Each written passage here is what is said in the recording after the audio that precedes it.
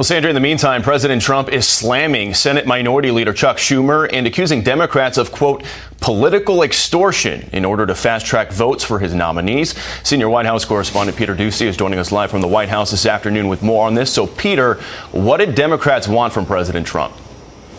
They wanted some federal funds that have been frozen as part of this president's effort to root out waste, fraud, and abuse to be unfrozen. But ultimately, officials here decided that it wasn't worth doing that just to speed up some nominees who will inevitably get confirmed in a few weeks anyway.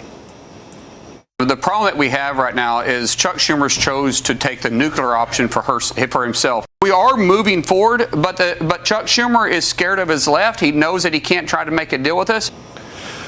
More blunt, President Trump on Truth Social. Senator crying Chuck Schumer is demanding over $1 billion in order to approve a small number of our highly qualified nominees who should right now be helping to run our country. He goes on. Tell Schumer, who is under tremendous political pressure from within his own party, the radical left lunatics, to go to hell. Schumer claims that even though nothing ultimately happened here, his side won. Donald Trump tried to pressure, threaten, cajole, name-call Democrats, but he took his ball home and got nothing. Donald Trump caved and brought home nothing. Democrats stood strong, and Donald Trump faded away. And it's an unusually quiet day here at the Trump White House. We know the president and the vice president are having lunch right now in a private dining room, but we don't expect to see either of them today. Bill. All right, Peter Ducey live at the White House for us this afternoon. Peter, thanks. Sandra? Senate Republicans faced a choice recently: remain in session and confirm more of President Trump's nominees, or finally abandon Washington for the vaunted August recess. Senators hung around a little while, knocking out some of the president's nominees for administration positions, but not all. That drew the ire of some conservatives, Trump loyalists, and President Donald Trump himself. Trump seethed at Senate Minority Leader Chuck Schumer, DNY, for requiring the Senate to run lengthy parliamentary traps and incinerate valuable floor time to confirm even non-controversial nominees.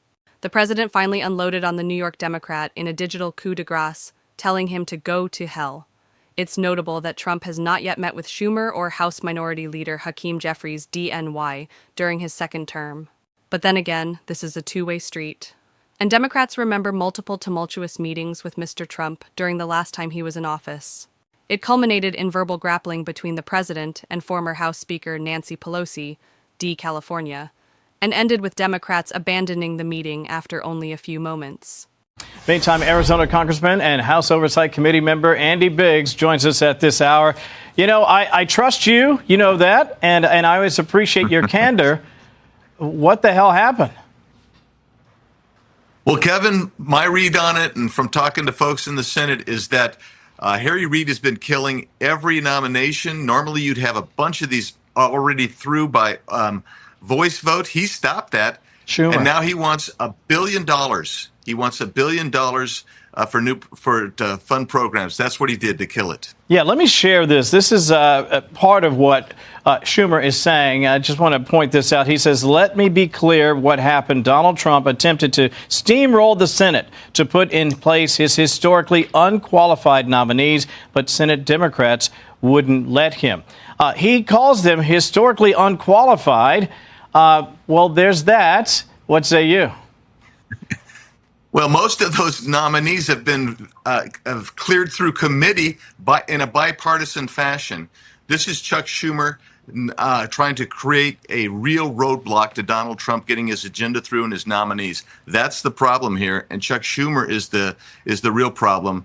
And basically, the Republicans are going to have to start playing hardball in the Senate to get these nominees through. Yeah, in case the folks at home didn't see it, I want to share this. This is President Trump, of course, reacting online as he is wont to do. He says Senator crying Chuck Schumer is demanding over $1 billion in order to approve a small number of nominees who should right now be helping run our country. And this is the frustration I think a lot of people have here, Congressman. They say, well, listen, just go into recess. He can make recess appointments. What seems to be the hesitation in doing something like that? I think that they want to make sure that you have credibility and you want to make sure that you follow the rules. And quite frankly, the Democrats are going to do everything they can to prevent that from happening. So you've got a series of pro formas that are going to cause a bit of a problem. So in reality, I think what's going to happen is when they come back, they're going to have to just ram and cram these things through and probably adopt the Reid exception to the rule and change the rules.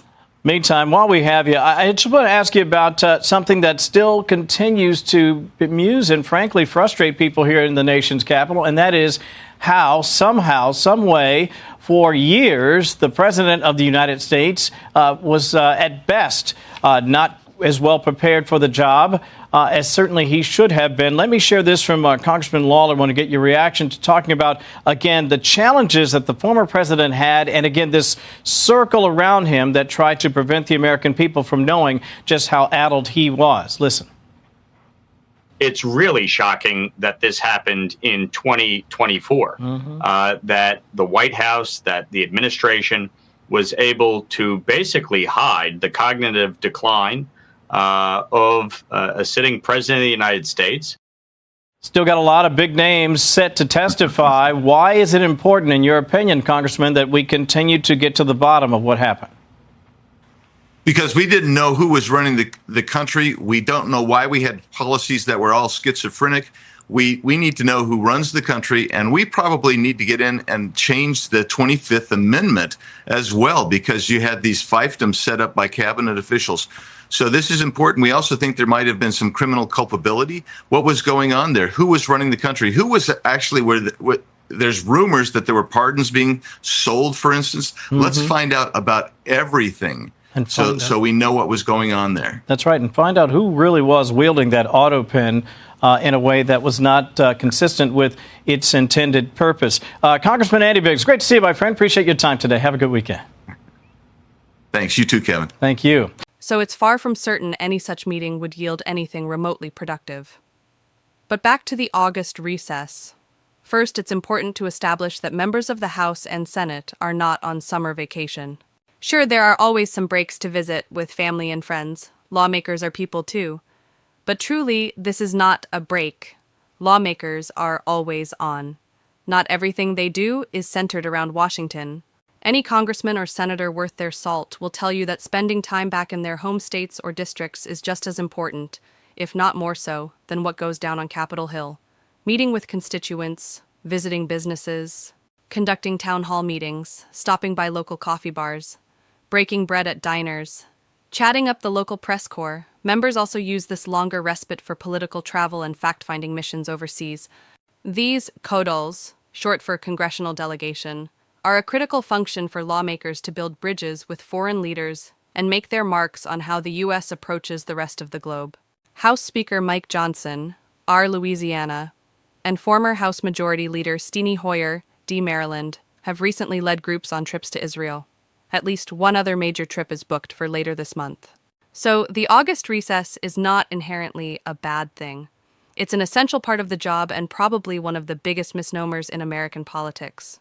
Still, many Americans simply dismiss August as a vacation for House members and senators, and it is a challenging optic for Congress, which brings us back to the tension between staying in session to get something done and returning home. It's clear the Senate could have stayed in session to plow through more of President Trump's nominees. Schumer and other Democrats simply weren't going to relent and allow Republicans to confirm a slate of nominees en bloc. That's where the Senate greenlights a large slate of nominees all at once and approves them either by unanimous consent or via voice vote. The Senate confirms the nominees all at once. The House certainly could have stayed in session to hammer out a few spending bills ahead of the deadline to fund the government by October 1st. But here's a stark reality, especially for the Senate. Lawmakers and staff desperately needed a break, period, full stop. Since May, the Senate in particular has conducted multiple overnight, round-the-clock and weekend sessions. Not just a few. The Senate voted deep into the night or overnight on the big, beautiful bill. Then the Senate was back for late-night sessions confirming nominees. Yes, this is the people's business. But the floor staff and support teams were exhausted. Senate leaders were mindful of that, and that's to say nothing of the lawmakers themselves. To Washington now, where President Trump's ramping up the pressure on the Senate to confirm his nominees. Lawmakers pushing off their summer recess to force that effort. So where do things stand now? Let's ask Oklahoma Republican Senator Markwayne Mullin. Senator, welcome. Thanks, Mike. Thanks for having me on. So 150 plus stalled nominations in the U.S. Senate. Any sign of a deal, sir? Yeah, Mike, we have three options. The problem that we have right now is Chuck Schumer's chose to take the nuclear option for himself. Mind you, I just want to give some historical facts here. Bush, 41, 198%, I said 100, but 98% of his civilian nominees went by voice vote. Clinton, 98% went by voice vote.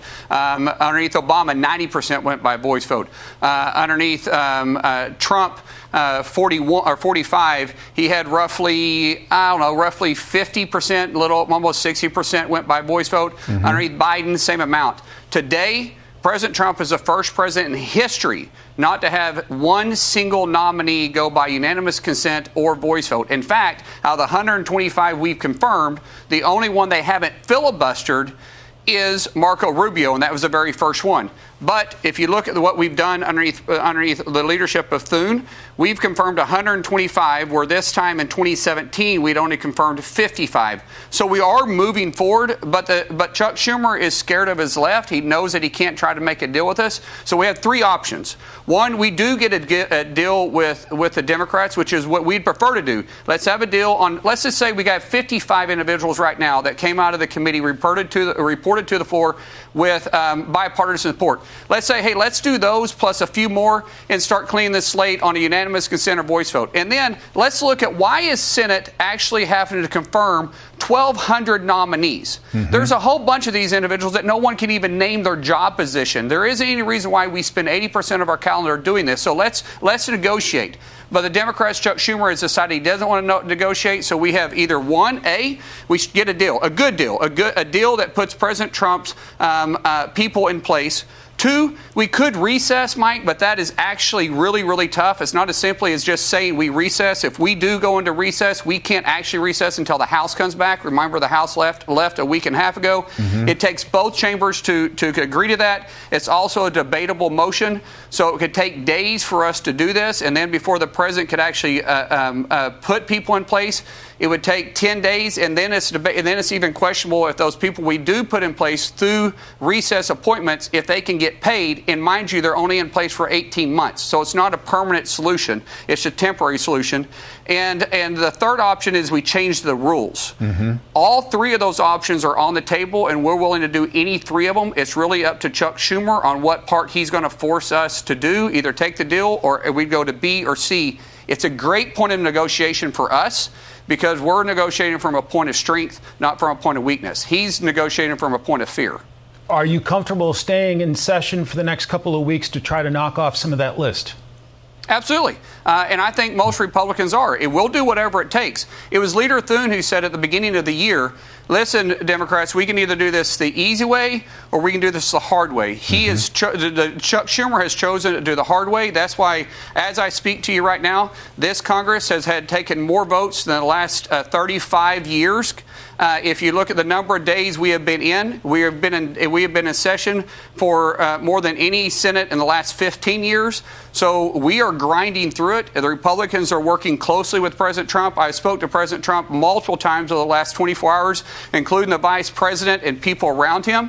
They understand that we're working side by side with them to negotiate the best deal. Even yesterday, Speaker Johnson was on the phone with us multiple times. The Republicans are working side by side with President Trump to make sure we deliver for the American people. So whatever we agree to, President Trump has agreed to as well. A lot of your colleagues are eager to get home at some point to sell their constituents on what's in the big, beautiful bill, passing the Trump legislative agenda. How critical is that when you consider that will likely be the central focus of next year's midterm elections? Well, fortunately, I'm from the reddest state in the union, so in Oklahoma, they love it. But it's an easy sell, right? You start talking about, we prevented your taxes from increasing across the United States by $4 trillion. We made tax cuts permanent. What the Democrats were trying to do was raise taxes. We secured our southern border for the first time in probably in history, if you really look at it. We're going to actually get the southern wall built. We're investing in our military in large amounts to make sure that we can deliver peace through strength. You start looking about no tax on tips. This is huge, right? No tax on overtime. No tax on Social Security for 88% of the individuals that depend on Social Security. You start looking at the wins that we delivered for energy independence. What we did here is make America great moving forward to the next generation, allowing people to have stability in a regulatory environment, stability in security, stability in taxes, and that's an environment that investors want to invest in. That's why you're seeing our GDP grow by at an average of 3%. That's why you're seeing inflation go down. And by the way, this individual that is no longer over the numbers for job reports that was appointed by Biden, keep in mind she's also the individual that was putting out the fake job reports when Biden was in office. And remember, at the end of their term, they had to go in and revise them, and she missed the reports by hundreds of thousands of positions. So she should have been removed in January, and I'm glad she's out of her job. All right, Senator Markway Mullen clearly fired up on a Saturday. If you get a deal on those nominations, give me a call, sir. Thanks, Mike. Appreciate it. Thank you. It's anecdotal, but lawmakers probably needed a break from one another, too. That makes them happier and probably more productive when they return to Washington.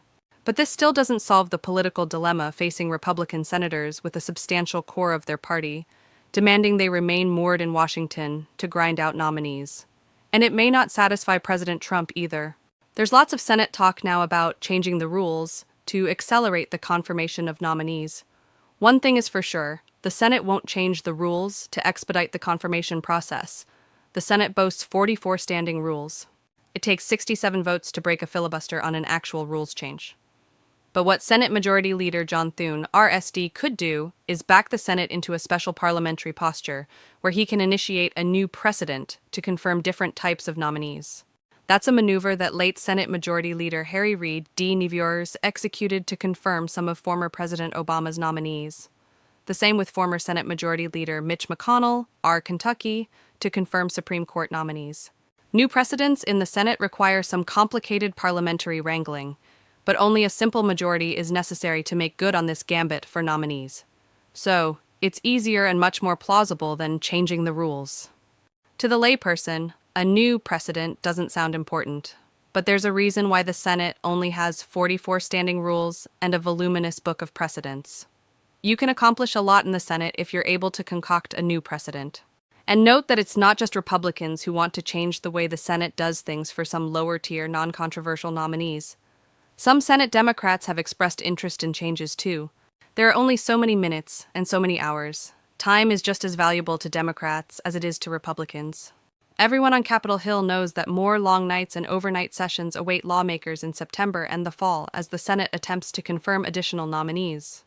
That's to say, nothing of avoiding a government shutdown in October.